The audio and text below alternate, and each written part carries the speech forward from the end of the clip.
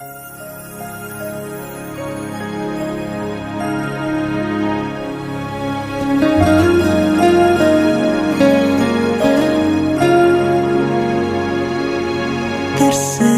apa kata dunia, takkan koyakkan cintaku padamu. Tak peduli kata dunia, takkan koyakkan imanku padamu. Dunia boleh berkata tidak, tapi kan ku katakan ya. Shalom, selamat malam Bapak Ibu Saudara-saudara yang dikasihi oleh Tuhan Yesus Kristus. Patutlah kita mengangkat syukur kepada Tuhan pada malam hari ini, karena kasih setianya kembali dinyatakan bagi kita dengan menghimpunkan kita bersama dengan seluruh jemaat, bersama dengan keluarga Ibu Dorce Mago pada malam hari ini. Dan untuk memulai ibadah, mari jemaat kita berdiri dan bersama-sama kita mengangkat pujian bagi kemuliaan nama Tuhan dengan menyanyikan pelengkap film jemaat 22 bait 1 dan baitnya yang ketiga. Marilah kita siapkan hati kita.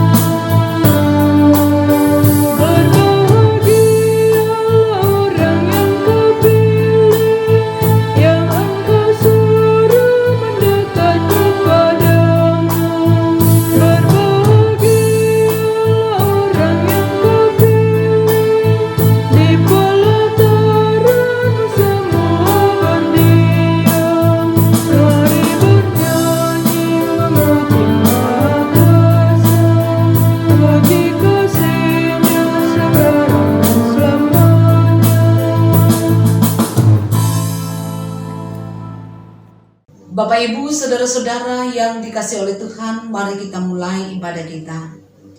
Ibadah yang kita laksanakan pada malam ini jadi di dalam nama Allah, Bapa dan Anak dan Roh Kudus. Kasih karunia Allah menyertai saudara-saudara sekalian. Amin. Silakan duduk kembali. Marilah kita kembali mengangkat pujian bagi kemuliaan nama Tuhan dengan nyanyian pelengkap kidung jemaat 196 bait 1 sampai 3, Bapa kau kupuji.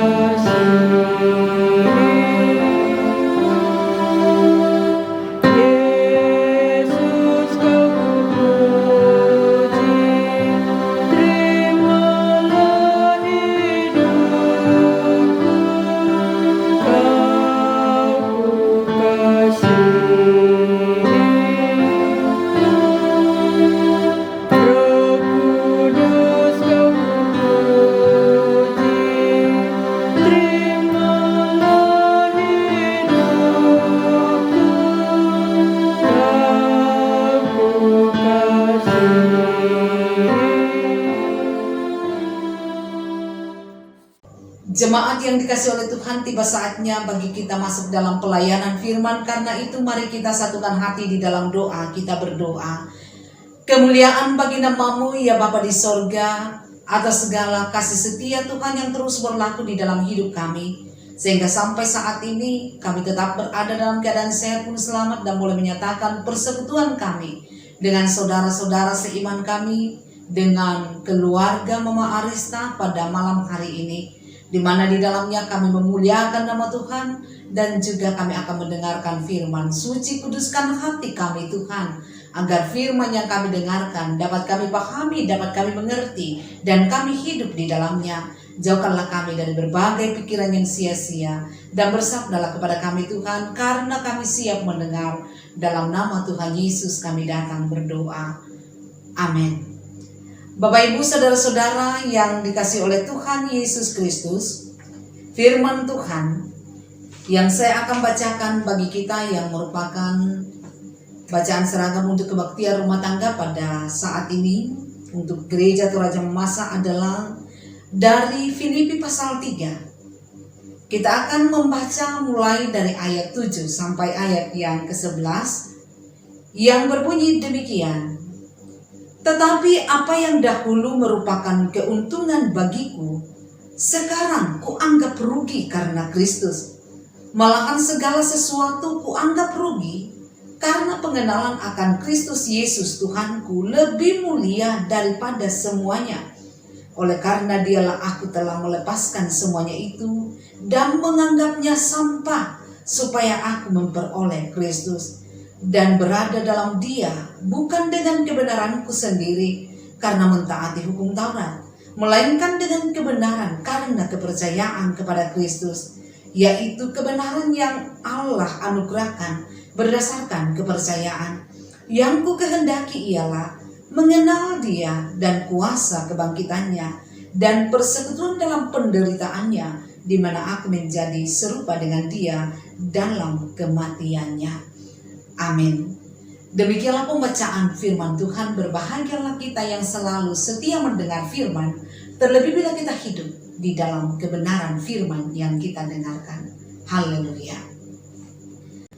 Bapak Ibu saudara-saudara yang dikasihi oleh Tuhan Yesus Kristus, Rasul Paulus tadi dalam ayat yang ke-7 sampai 8 katakan, tetapi apa yang dahulu merupakan keuntungan bagiku, sekarang kuanggap rugi karena Kristus.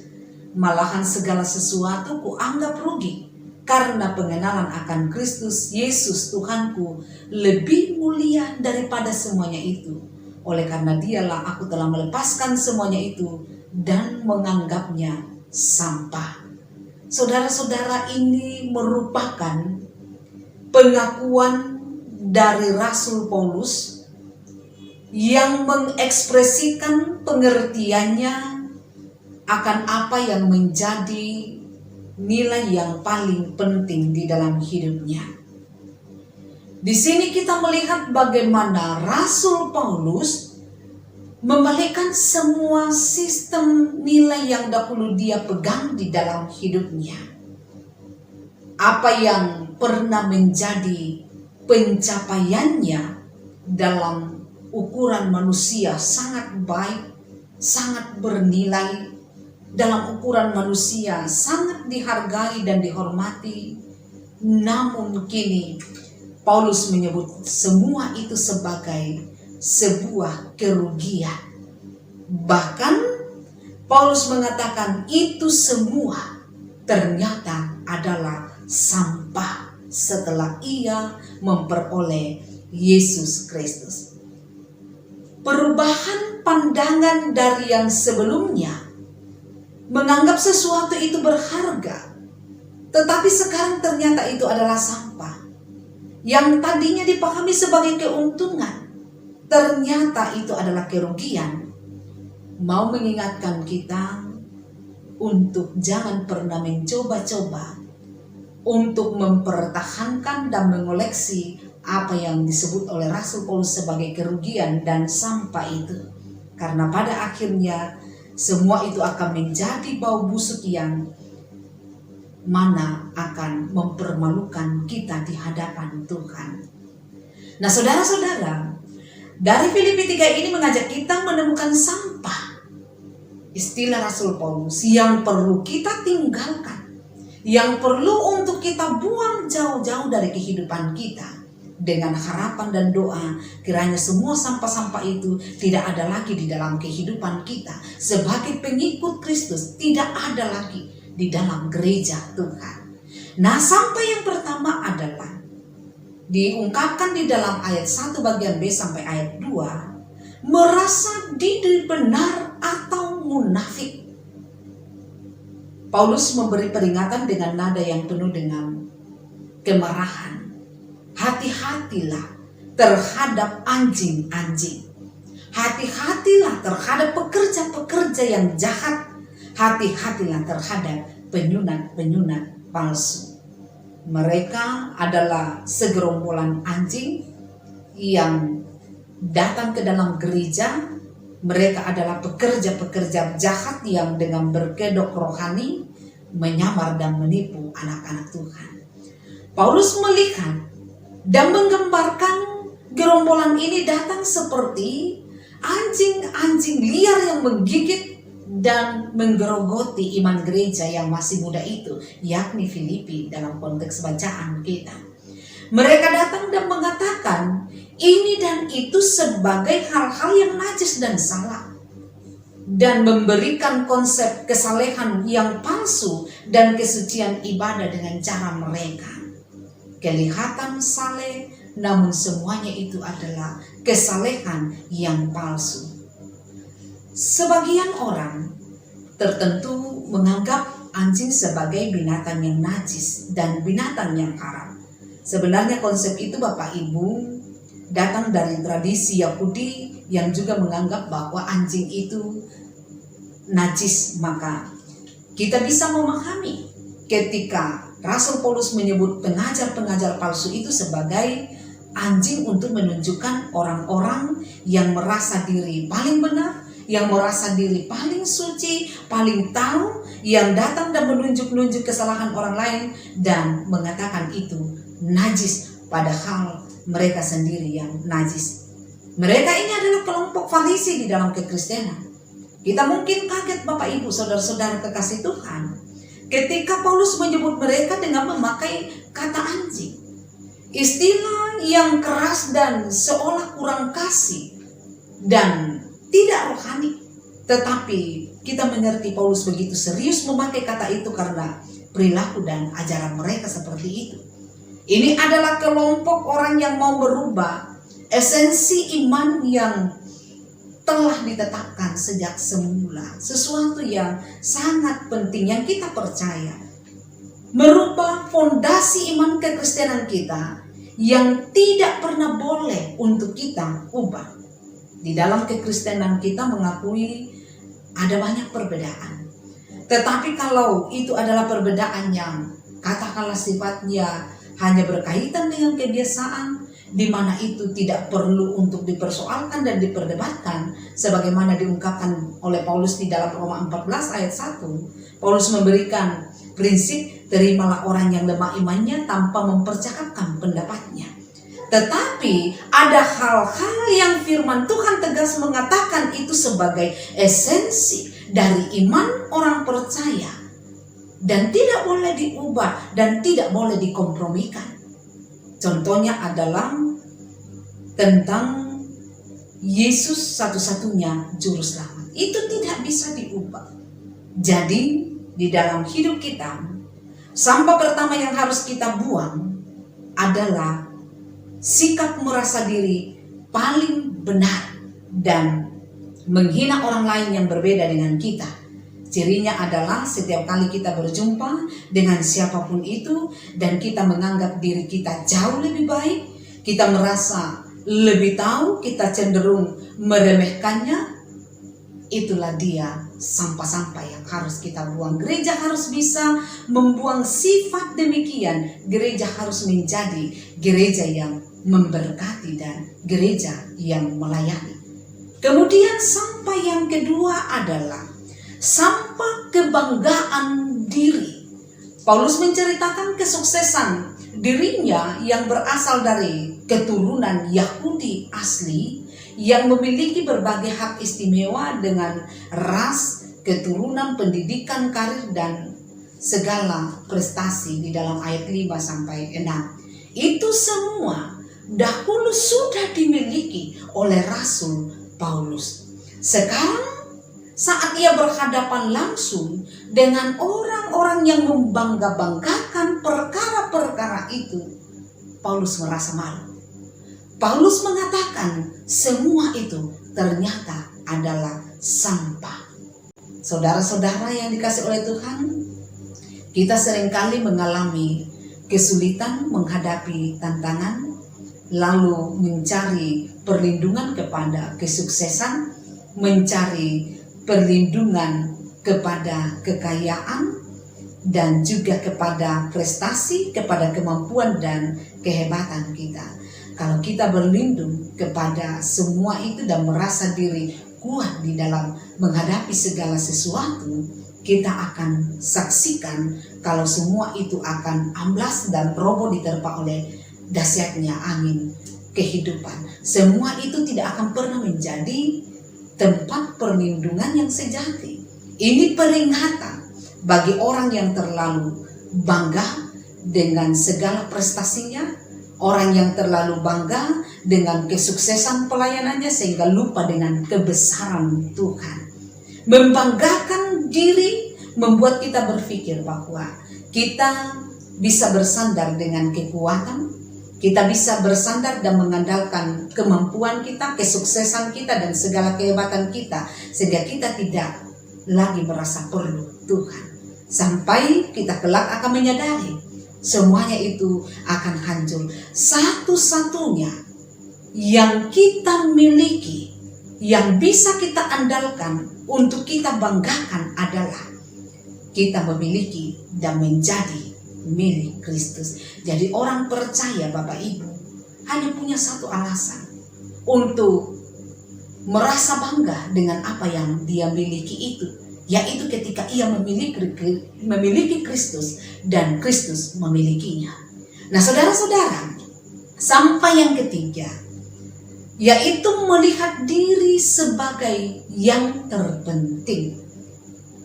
Barang siapa yang menjadikan diri sebagai yang paling penting dan mencari kepentingan diri, kelak di hadapan Allah, itu semua adalah sampah yang berbau busuk adanya. Di dalam Filipi pasal 2 ayat 21, Paulus mengatakan, sebab semua orang mencari kepentingannya sendiri dan bukan kepentingan Kristus Yesus. Paulus menyatakan fakta yang menyedihkan bahwa tidak semua orang dan tidak banyak orang yang mencari kepentingan Yesus Kristus. Lebih banyak yang mencari kepentingan diri sendiri. Paulus begitu prihatin dan berduka menyatakan fakta ini, bahwa semua orang mencari kepentingannya sendiri. Banyak orang memakai segala cara menarik jemaat yang Paulus layani dengan cara menjelek-jelekkan Rasul Paulus. Di sini kita memahami apa yang pernah Yesus katakan di dalam Matius 7 ayat 22 sampai ayatnya yang ke-23, bahwa kelak akan ada banyak orang berseru-seru, Tuhan, Tuhan, kami berbuat demi nama-Mu, kami mengusir setan demi nama-Mu, mengadakan banyak mujizat dengan nama-Mu, memenangkan jiwa-jiwa demi nama-Mu. Ayat itu memberitahukan kepada kita bahwa betapa mudahnya seseorang bisa memakai kata demi Yesus, padahal itu hanyalah sebuah kendaraan bagi dirinya untuk memenuhi kepentingan dirinya sendiri. Jikalau demikian, maka sebenarnya kita berada pada posisi mencuri kemuliaan Tuhan.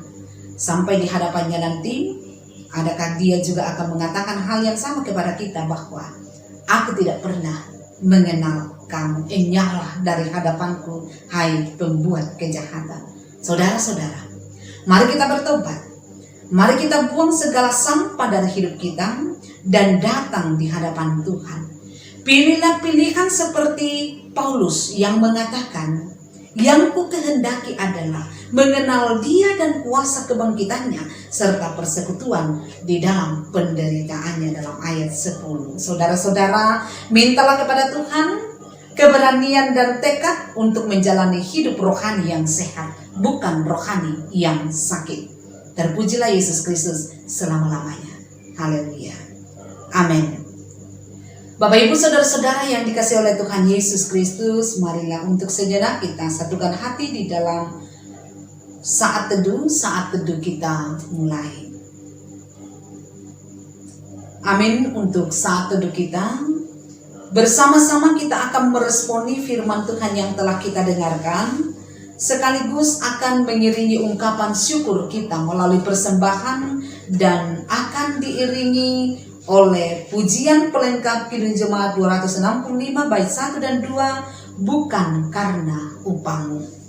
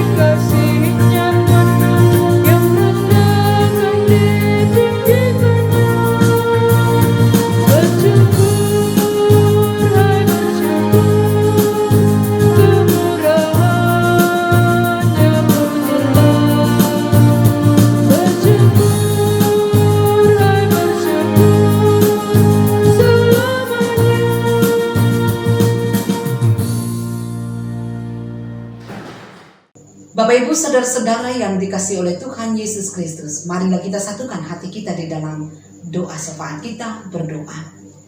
Bapa di sorga, kami kembali memuliakan nama-Mu karena kemurahan kasih Tuhan telah berlaku di dalam hidup kami. Tuhan telah menyertai kami sesaat untuk melakukan ibadah, memuliakan nama Tuhan melalui pujian dan juga mendengarkan firman. Kiranya firman ini Tuhan termartirikan di dalam hati kami dan memampukan kami hidup sesuai dengan kehendak Tuhan. Ya Bapa di sorga, kami bersyukur bersama dengan keluarga Ibu Dorce Mago yang pada malam hari ini menjadi keluarga penghimpun. Kami berdoa untuk keluarga kami, untuk Mama Arista di dalam menjalani segala aktivitasnya setiap hari. Berilah topangan-Mu dan kekuatan Tuhan. Berilah sehat selamat kepadanya yang akan memampukan menjalani segala aktivitasnya setiap hari sekecil apapun itu di dalam topangan Tuhan yang akan menghadirkan sukacita dan menghadirkan berkat-berkat Tuhan di dalam kehidupannya. Kami berdoa untuk rencana Mama Arista untuk kembali ke kampung dalam waktu dekat. Kami mohon kepadamu Tuhan, bukakan jalan baginya sehingga rencana boleh berjalan dengan baik, dijauhkan dari segala halangan dan rintangan, dijauhkan dari segala mara bahaya, sakit penyakit, dan segala rencana ini akan berjalan dengan baik. Karena kami percaya dimanapun Mama Arista berada, Tuhan akan memelihara kehidupannya. Kami berdoa ya Tuhan, untuk anak kekasih Arista yang ada di Timika, di dalam pertumbuhannya diberkati oleh Tuhan. supaya bertumbuh sehat selamat dan tidak kekurangan satu apapun. Sekalipun berjauhan bersama dengan ibu terkasih, tetapi kami meyakini bahwa kasih setia Tuhan selalu mempersatukan mereka. Berkatilah keluarga yang ada di Timika dalam segala keberadaan mereka. Kami berdoa untuk Evi dan Ice di dalam pekerjaan mereka, mohon diberkati oleh Tuhan. Beri sehat selamat kepada mereka, kesanggupan mengangkat pekerjaan di mana berkat-Mu akan Engkau hadirkan. Demikian juga dengan saudara Yosef dan keluarga, diberkati oleh Tuhan dalam segala keberadaan mereka pun, sehingga pekerjaan yang mereka kerjakan senantiasa mendatangkan berkat dari Tuhan. Keluarga mereka akan selalu mengalami sukacita karena dipelihara oleh Tuhan. Kami berdoa Tuhan untuk orang tua yang ada di kampung, dalam masa tua mereka diberkati oleh Tuhan, supaya tetap sehat selamat. Lindungilah mereka Tuhan, sehingga usia lanjut pun tidak akan pernah jadi penghalang untuk terus memuliakan nama Tuhan. Kalau keluarga kami punya pergumulan-pergumulan lain, kami percaya Tuhan mengenalnya. Tuhan akan membawa mereka keluar dari pergumulan, bahkan memberi kemenangan atas pergumulan apapun yang mereka alami. Kami berdoa Tuhan untuk seluruh jemaat-Mu, jemaat Jordan dimanapun mereka berada, dalam kehidupan pribadi dan keluarga serta pekerjaan, diberkati oleh Tuhan, sehingga seluruh jemaat-Mu tetap berada dalam keadaan sehat penuh selamat. Secara khusus di dalam menjalani masa pandemi Tuhan, Engkau tutup bungkus seluruh jemaat-Mu dengan kuasa darah-Mu yang kudus. Dengan demikian ya Tuhan, seluruh jemaat akan tetap ada untuk menghadirkan kemuliaan bagi nama Tuhan, yang saat ini sedang menghadapi pergumulan. Lawat mereka menurut kemurahan kasih-Mu, yang bergumul dengan sakit penyakit dan berada dalam proses pemulihan, seperti yang dialami Ibu Martina Bura, Mama Eki, Bapak Andarias Kombong Kila, Ibu Limbong Gapa, Mama Darius, Albert Musa, Rai Tiranda, dan juga Adrian. Kami mohon Tuhan, ulurkan tangan-Mu yang penuh dengan kuasa, sembuhkanlah mereka. Demikian juga dengan Bapak Andarias Komongkila, Tuhan juga berikan pemulihan atasnya. Ya Bapa di sorga, kami berdoa kepadamu untuk mereka yang lemah imannya, dikuatkan Tuhan. Kalau ada yang berduka hati, dihiburkan oleh Tuhan. Kami mendoakan persembahan yang telah kami berikan, Tuhan berkenan atasnya. Dan setiap berkat-Mu yang masih ada pada kami, mampukan kami memakainya dengan penuh syukur.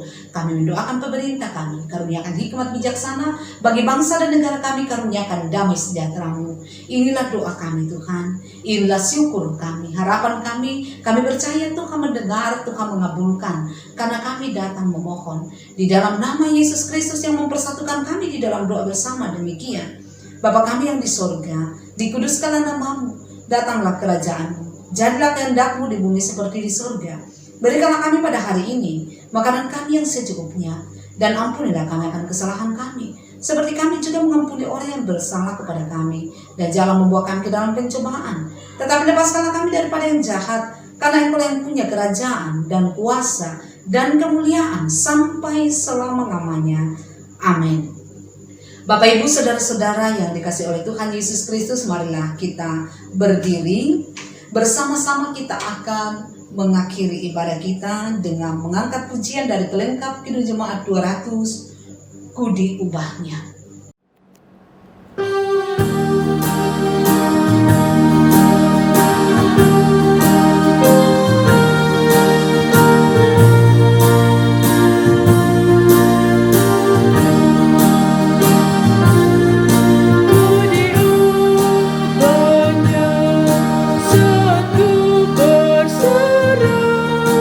Berserah kepada Yesus.